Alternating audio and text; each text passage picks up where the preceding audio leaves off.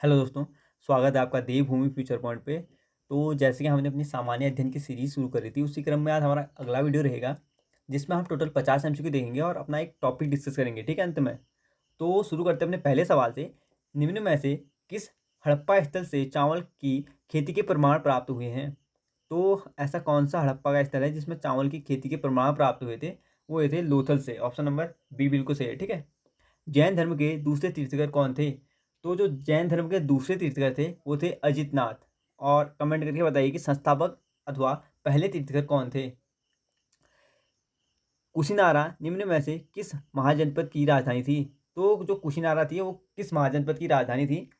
वो थी मल्ल की। ऑप्शन नंबर ए, ठीक है। और महाजनपदों के क्रम में बताइए कि सबसे जो विशाल या सबसे बड़ा महाजनपद था वो कौन सा था?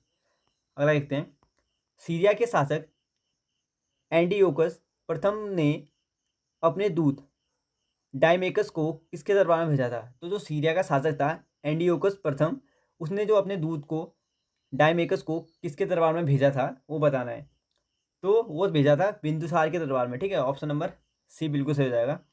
तो ऊपर अजातशत्रु लिखा है ना, तो बताइए कि अजातशत्रु का मतलब क्या होता है? अगला देखते हैं।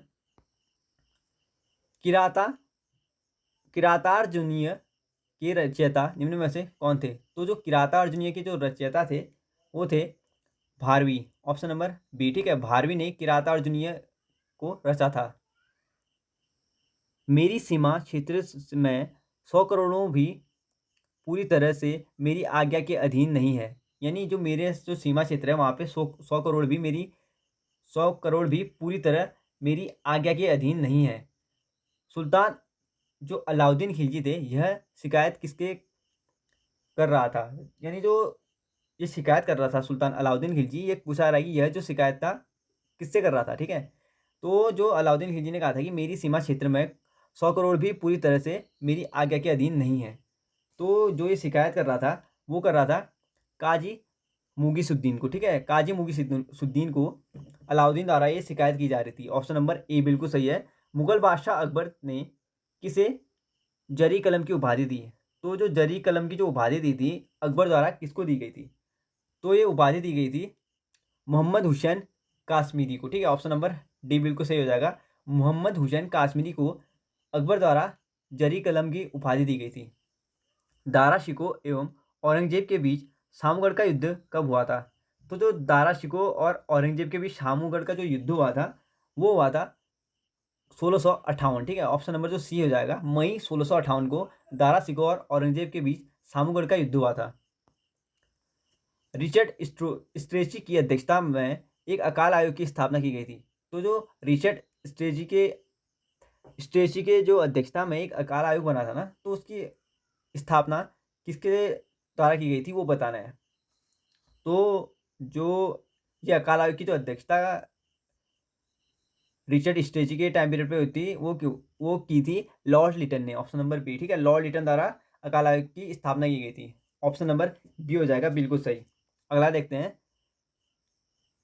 रहनुमाई माजदायन। तो जो रहनुमाई माजदायन सभा की संस्थापक निम्न में से कौन थे? तो रहनुमाई माजदायन सभा के जो संस्थापक थे वो थे दादा भाई नौरोजी, ठीक है। ऑप्शन नंबर सी बिल्कुल सही हो जाएगा, ठीक है। दादा भाई नौरोजी।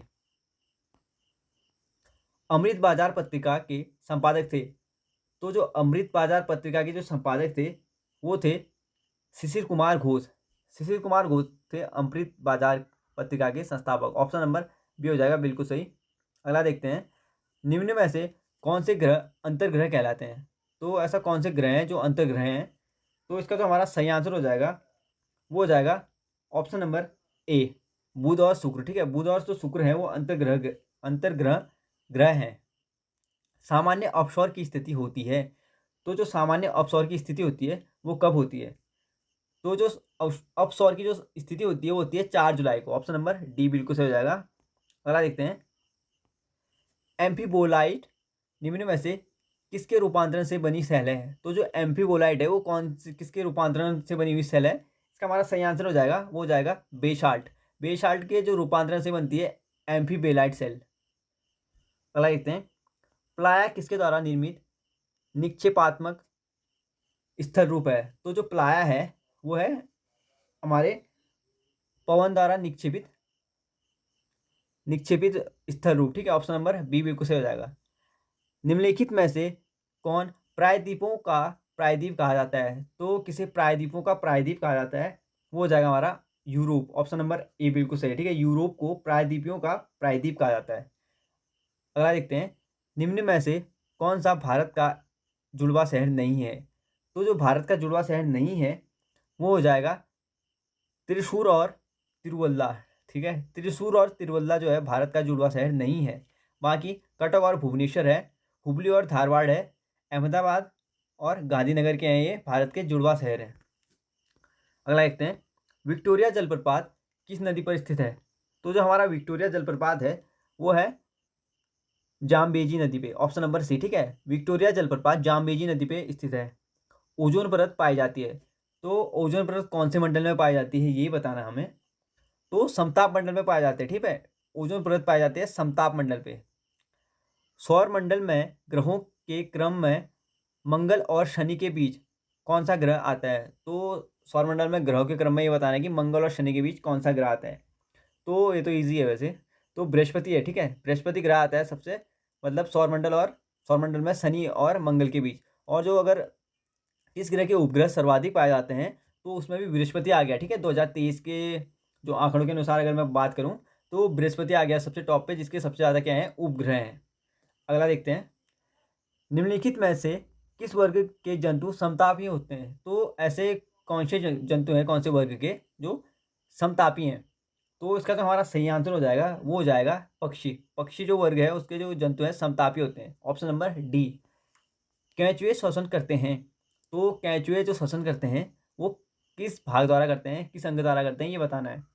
तो इसका जो हमारा सही आंसर हो जाएगा वो हो जाएगा त्वचा द्वारा। केंचुए त्वचा द्वारा श्वसन करते हैं। ऑप्शन नंबर सी बिल्कुल सही है। निम्नलिखित में से कौन एक कोशिकीय जीव नहीं है? तो एक कोशिकीय जीव जो नहीं है वो हो जाएगा क्लैमिडोमोनास, ठीक है। क्लैमिडो जो मोनास है वो एक कोशिकीय जीव नहीं है। Option number B. पादप में कोशिका भित्ति किसकी बनी होती है? तो जो पादप में कोशिका भित्ति बनी होती है वो बनी होती है सेलुलोज की। ऑप्शन नंबर सी बिल्कुल सही हो जाएगा। पादप में कोशिका भित्ति सेलुलोज की बनी होती है। पारा ताप मापन की सीमा क्या है? तो जो पारा होता है वो ताप मापन की जो सीमा है उसकी क्या है ये बताना है। तो इसका जो सही आंसर हो जाएगा वो हो जाएगा -39 सेल्सियस से 350 सेल्सियस। ऑप्शन नंबर ए, ठीक है। पारा ताप मापन की जो क्षमता है उसकी -39 डिग्री से 350 सेल्सियस तक जाता है। पेलाग्रा रोग किस विटामिन की कमी से के कारण होता है? तो पेलाग्रा जो रोग होता है वो कौन से विटामिन की कमी के कारण होता है ये बताना है। तो इसका जो सही आंसर हो जाएगा नियासिन की कमी के कारण होता है, ठीक है। ऑप्शन नंबर डी बिल्कुल सही है। प्रकाश का रंग निर्धारण होता है, तो प्रकाश का रंग किसके द्वारा निर्धारण होता है? वो होता है तरंग दैर्ध्य के कारण, ठीक है। तरंग दैर्ध्य के द्वारा क्या होता है, निर्धारित होता है कि प्रकाश का रंग कैसा होगा। ऑप्शन नंबर बी बिल्कुल सही है। तो बताइए कि सर्वाधिक जो तरंग दैर्ध्य होती है वो कौन से रंग की होती है? अगला देखते हैं, विद्युत धारिता का एसआई मात्रक क्या है? तो जो विद्युत धारिता का एसआई मात्रक होता है वो होता है फैराडे। ऑप्शन नंबर सी, ठीक है। निम्नलिखित में से कौन सी धातु जल के साथ सामान्य ताप पर अभिक्रिया करती है? तो ऐसी कौन सी धातु है जो जल के साथ सामान्य ताप पर अभिक्रिया करती है? वो हो जाएगा हमारा Na यानी सोडियम। Option number A. स्वतंत्र रूप से गिर रही किसी वस्तु की गति उदाहरण है? तो जो स्वतंत्र रूप से गिर रही किसी वस्तु की गति उदाहरण है वो है एक समान त्वरण का, ठीक है। यानी एक समान त्वरण होगा ना उसमें, यानी ऑप्शन नंबर सी बिल्कुल सही है। सस्ते आभूषण बनाने में उपयोग होने वाले रोल्ड गोल्ड निम्नलिखित में से किस अवयव का बना होता है? तो जो हम सोने के सस्ते आभूषण बनाते हैं तो उसमें रोल्ड गोल्ड बोलते हैं ना उसको। तो जो सस्ते आभूषण बनाने में जो रोल्ड गोल्ड का जो उपयोग किया जाता है वो किस अवयव का बना होता है ये बताना है। तो इसका जो हमारा सही आंसर हो जाएगा वो हो जाएगा कॉपर और एल्यूमिनियम, ठीक है। ऑप्शन नंबर ए बिल्कुल सही है, Cu+Al। अगला देखते हैं, निम्नलिखित में से किसे हरा कशीस के नाम से जाना जाता है? तो किसे हरा कशीस के नाम से जाना जाता है? वो जाना जाता है फेरस सल्फेट को, ठीक है। ऑप्शन नंबर ए बी बिल्कुल सही है। फेरस सल्फेट होता है उसे हरा कशीस के नाम से जाना जाता है। पारा को संग्रहित करने के लिए बने पात्र किससे बने होते हैं? तो जो पारा को संग्रहित करने के लिए जो पात्र बने होते हैं, जो बर्तन बने होते हैं, वो किसके बने होते हैं ये बताना है। तो इसका जो सही आंसर हो जाएगा वो लोहे के बने होते हैं, ठीक है। ऑप्शन नंबर ए बिल्कुल सही है, वो लोहे के बने होते हैं। निम्न में से कौन सा तत्व सभी अम्लों में अनिवार्य रूप से उपस्थित होता है? तो ऐसा कौन सा तत्व है जो सभी अम्लों में अनिवार्य रूप से उपस्थित होता है? वो है ऑप्शन नंबर सी, हाइड्रोजन। अगला देखते हैं, निम्नलिखित में से कौन फिनॉल तथा फॉर्मि फॉर्मिल्डिहाइड का बहुलक है? तो फिनॉल और फॉर्मिल्डिहाइड का जो बहुलक है वो कौन है ये बताना है। तो इसका जो सही आंसर हो जाएगा वो हो जाएगा बेकेलाइट, ऑप्शन नंबर सी। सह अंशदायी पेंशन योजना स्वावलंबन की घोषणा केंद्र सरकार द्वारा की गई थी। तो जो सह अंशदायी पेंशन योजना स्वावलंबन की जो घोषणा की गई थी केंद्र सरकार द्वारा, वो कब की गई थी ये बताना है। तो ये हो जाएगा संघीय जो बजट था 2010-11 का, उसमें की गई थी, ठीक है। ऑप्शन नंबर सी बिल्कुल सही हो जाएगा, संघीय बजट 2010-11। अगला देखते हैं, भारतीय संविधान में मौलिक कर्तव्यों को किस संविधान संशोधन द्वारा शामिल किया गया था? तो जो मौलिक कर्तव्य संविधान में पहले से नहीं थे, ठीक है, इंपॉर्टेंट है ये, पहले से थे या नहीं अगर ये पूछा जाए तो नहीं थे, इन्हें संविधान संशोधन करके डाला गया, शामिल किया गया था। तो जो संविधान संशोधन करके डाला गया था, तो कौन सा संविधान संशोधन था ये बताना है। तो जो इसका सही आंसर हो जाएगा 42वें संविधान संशोधन द्वारा मौलिक कर्तव्यों को भारतीय संविधान में डाला गया था, ठीक है। ऑप्शन नंबर बी बिल्कुल सही है, 42वां संविधान संशोधन। सामान्यतः लोकसभा के नेता होते हैं। तो जो सामान्यतः लोकसभा के जो नेता होते हैं वो होते हैं प्रधानमंत्री, ठीक है। ऑप्शन नंबर बी बिल्कुल सही है, प्रधानमंत्री होते हैं। अगला देखते हैं, मंत्रिपरिषद सामूहिक रूप से किसके प्रति उत्तरदायी होती है? इंपॉर्टेंट है, कई बार आ चुका है और पूछ भी चुका हूँ बहुत बार। जो मंत्रिपरिषद सामूहिक रूप से उत्तरदायी होती है वो होती है लोकसभा के प्रति, ऑप्शन नंबर सी। अगला देखते हैं, निम्नलिखित में से किसे किसी भौगोलिक क्षेत्र को अनुसूचित क्षेत्र घोषित करने का संवैधानिक अधिकार है? तो किसे किसी भौगोलिक क्षेत्र को अनुसूचित क्षेत्र घोषित करने का जो संवैधानिक अधिकार है वो है राष्ट्रपति को, ऑप्शन नंबर बी बिल्कुल सही हो जाएगा, ठीक है, राष्ट्रपति को ये अधिकार है। किसे स्थायी मितव्ययिता समिति कहा जाता है? तो स्थायी जो मितव्ययिता जो समिति कहा जाता है वो कहा जाता है प्राक्कलन समिति को, ऑप्शन नंबर बी बिल्कुल सही है, प्राक्कलन समिति को स्थायी मितव्ययिता समिति कहा जाता है। राष्ट्रीय मानवाधिकार आयोग के सदस्यों का कार्यकाल होता है। तो जो राष्ट्रीय मानवाधिकार आयोग होता है उसकी जो सदस्यों का जो कार्यकाल होता है वो कितना होता है ये पूछा जा रहा है। तो वो होता है ऑप्शन नंबर सी बिल्कुल सही है, 3 वर्ष या 70 वर्ष की उम्र तक। अगला देखते हैं, कीतम वन्यजीव अभ्यारण्य निम्न में से किस राज्य में है? तो जो कीतम वन्यजीव अभ्यारण्य है पूछा जा रहा है कि निम्न में से कौन से राज्य में स्थित है? तो जो इसका सही आंसर हो जाएगा वो हो जाएगा सिक्किम, ठीक है। कीतम जो वन्यजीव अभ्यारण्य है वो सिक्किम में स्थित है, ऑप्शन नंबर सी। भारत के निम्न में से किस राष्ट्रीय उद्यान में हुंगल पाए जाते हैं? तो भारत का ऐसा कौन सा राष्ट्रीय उद्यान है जहाँ पे हुंगल पाए जाते हैं? ये पाए जाते हैं दाची गांव में, ठीक है, दाची गांव में हुंगल पाए जाते हैं, ऑप्शन नंबर डी। विश्व स्वास्थ्य संगठन का मुख्यालय कहाँ स्थित है? तो इम्पोर्टेंट है और इजी भी है। विश्व स्वास्थ्य जो संगठन का जो मुख्यालय स्थित है वो जेनेवा में है, ऑप्शन नंबर बी बिल्कुल सही हो जाएगा। बांस नृत्य किस राज्य का प्रसिद्ध लोक नृत्य है? तो जो बांस नृत्य जो लोक प्रसिद्ध नृत्य है वो है मिजोरम का, ऑप्शन नंबर सी, ठीक है। बांस नृत्य मिजोरम का प्रसिद्ध लोक नृत्य है। रक्षा अनुसंधान एवं विकास संगठन का मुख्यालय कहाँ है? तो जो रक्षा अनुसंधान एवं विकास संगठन का जो मुख्यालय है वो है नई दिल्ली में, ऑप्शन नंबर डी बिल्कुल सही हो जाएगा, नई दिल्ली। निम्न में से किन वस्तुओं की मांग में उपभोक्ता की आय में वृद्धि के साथ गिरावट होती है? तो ऐसी कौन सी वस्तुएं हैं पूछा जा रहा है जिसमें उपभोक्ता की आय में वृद्धि के साथ गिरावट भी होती है?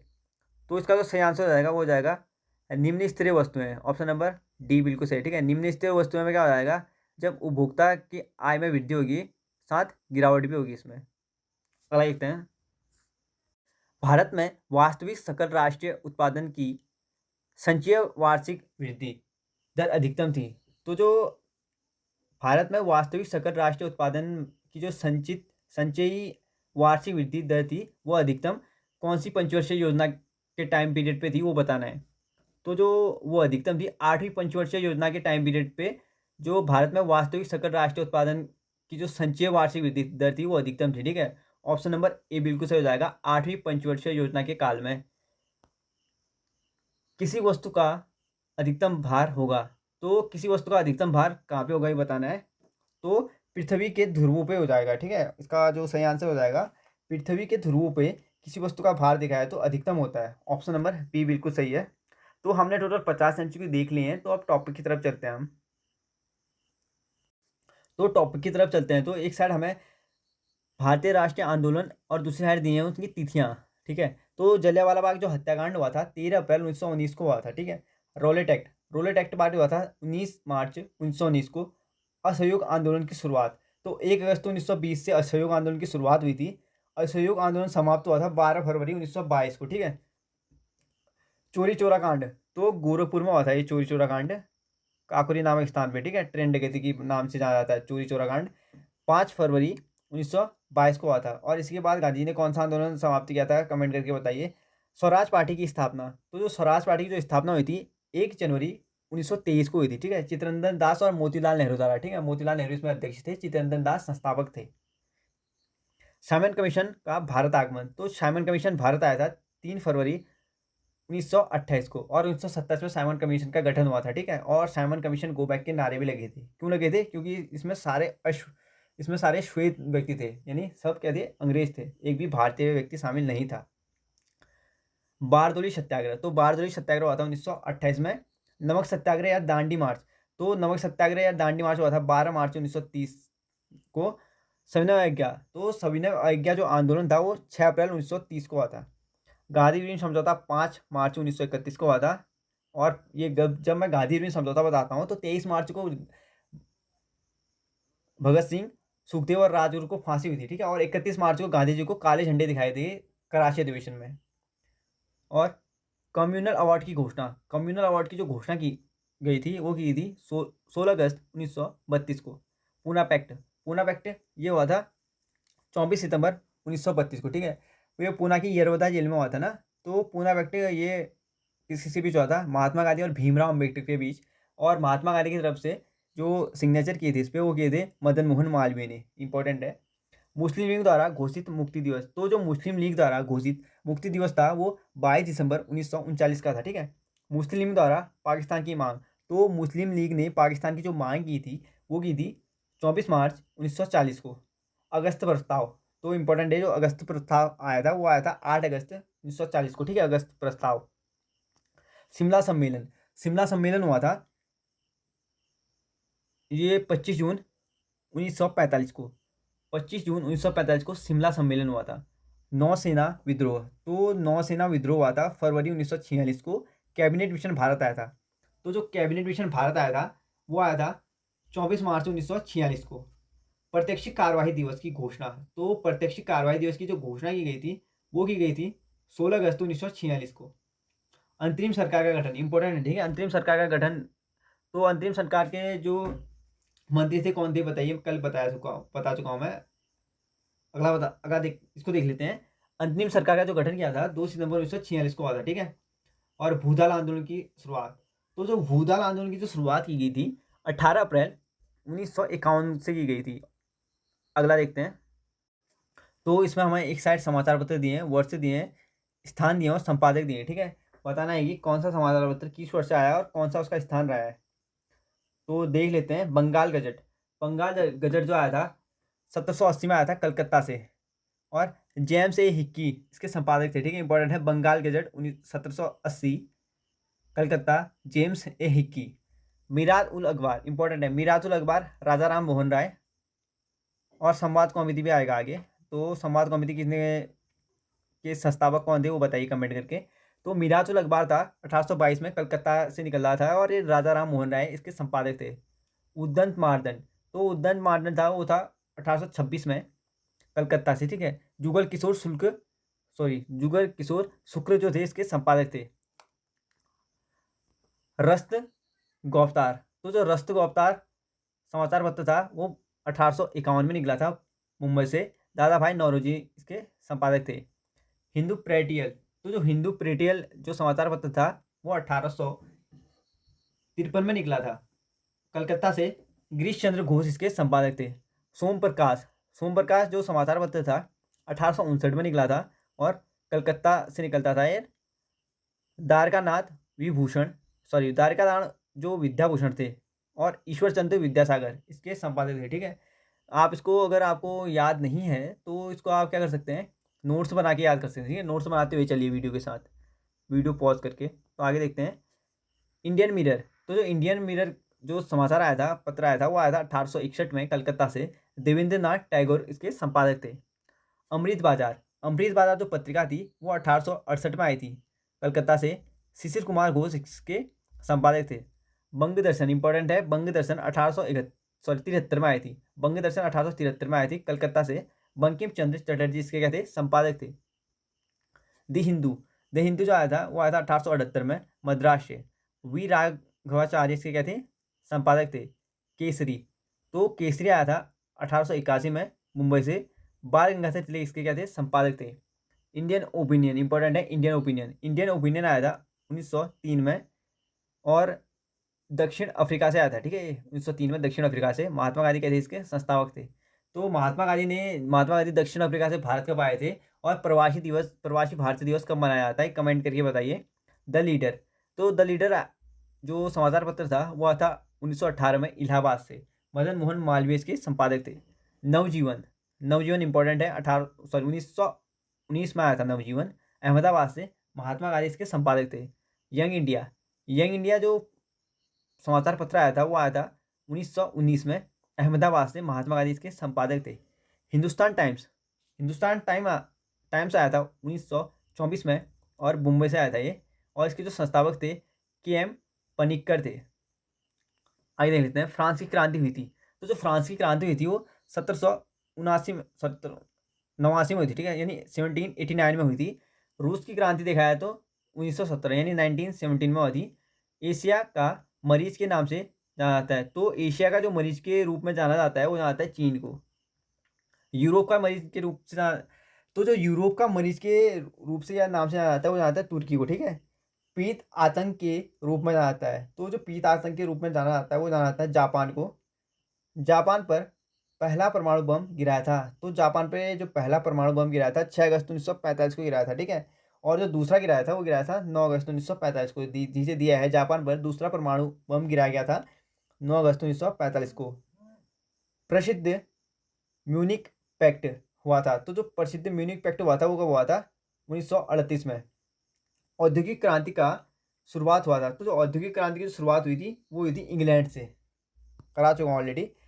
आधुनिक रूस का निर्माता किसे माना जाता है, स्टालिन को माना जाता है। ठीक है, आधुनिक रूस का निर्माता माना जाता है स्टालिन को। दुनिया के मजदूरों एक हो का नारा दिया था। तो कार्ल मार्क्स ने दुनिया के मजदूरों एक हो जाओ करके नारा दिया था। ठीक है, लाल कुर्ती के नाम से सेना का गठन किया था। तो लाल कुर्ती के नाम से जो सेना का गठन किया था वो क्या था, गैरीबाल्डी ने। नेपोलियन बोनापार्ट किस देश का सम्राट था। तो जो नेपोलियन बोनापार्ट जो सम्राट बना था वो था फ्रांस का। अमेरिकी राष्ट्रपति अब्राहम लिंकन का हत्या किया था। तो जो अमेरिकी जो राष्ट्रपति था अब्राहम लिंकन, उनकी जो हत्या की थी वो किसने की थी, वो की थी जॉन विल्कीज ब्रूस ने। ठीक है, जॉन विल्कीज ब्रूस ने अब्राहम लिंकन की हत्या की थी। तो अब्राहम लिंकन कौन थे, अमेरिका के राष्ट्रपति। ठीक है, धर्म सुधार आंदोलन का प्रवर्तक माना जाता है। तो जो धर्म सुधार आंदोलन के जो प्रवर्तक माना जाता है मार्टिन लूथर को कहा जाता है। ठीक है, धर्म सुधार आंदोलन का प्रवर्तक मार्टिन लूथर। सप्तवर्षीय युद्ध हुआ था। तो जो सप्तवर्षीय युद्ध हुआ था इंग्लैंड और फ्रांस के मध्य। ये हुआ था 1856 से लेके 1763 तक। ठीक है, सप्तवर्षीय युद्ध हुआ था इंग्लैंड और फ्रांस के बीच 1856 से लेके 1763 में। तो हमने टोटल 50 MCQ देख लिया और टॉपिक भी डिस्कस कर लिए। ठीक है, आज तो 3 टॉपिक डिस्कस किए थे हमने। तो वीडियो पसंद आए तो वीडियो को लाइक कीजिए, कमेंट कीजिए एंड अपने दोस्तों को ये वीडियो शेयर कीजिए। तो मिलते हैं अगली वीडियो में। थैंक यू वीडियो देखने के लिए। अगर आप पॉलिटी और हिस्ट्री के MCQ लगाना चाहते हैं तो आप इंस्टा हैंडल पे जाके देवभूमि फ्यूचर पॉइंट को फॉलो कर सकते हैं, और मैं डेली वहाँ पे करंट अफेयर्स भी अपलोड कर लेता हूँ। तो मिलते हैं अगली वीडियो में। Thank you.